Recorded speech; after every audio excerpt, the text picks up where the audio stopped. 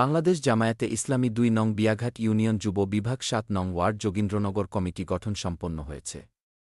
উক্ত কমিটি গঠন অনুষ্ঠানের সভাপতিত্ব করেন মোহাম্মদ মোয়াজ্জেম হোসেন।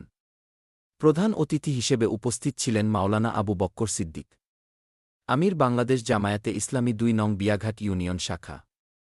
বিশেষ অতিথি হিসেবে উপস্থিত ছিলেন Maulana Mizanur Rahman Mizan, office secretary Biaghat union শাখা, মাওলানা আব্দুর রহমান আল আজাদি, সভাপতি বাংলাদেশ জামায়াতে ইসলামী যুব বিভাগ ২ নং বিয়াঘাট ইউনিয়ন শাখা, জনাব মোগ রেজাউল করিম ডাক্তার, সভাপতি শ্রমিক কল্যাণ ফেডারেশন বিয়াঘাট ইউনিয়ন শাখা, আব্দুর রাজ্জাক রাজন, সেক্রেটারি শ্রমিক কল্যাণ, মামুনুর রশিদ, সেক্রেটারি বাংলাদেশ জামায়াতে ইসলামী যুব বিভাগ বিয়াঘাট ইউনিয়ন শাখা। এছাড়া উপস্থিত ছিলেন বিভিন্ন পর্যায়ের নেতৃবৃন্দ। উক্ত কমিটি গঠন অনুষ্ঠানে সবার সম্মতিক্রমে সভাপতি নির্বাচিত হন জনাব মোক মিন্টু রহমান, সেক্রেটারি নির্বাচিত হন আব্দুল আজিজ।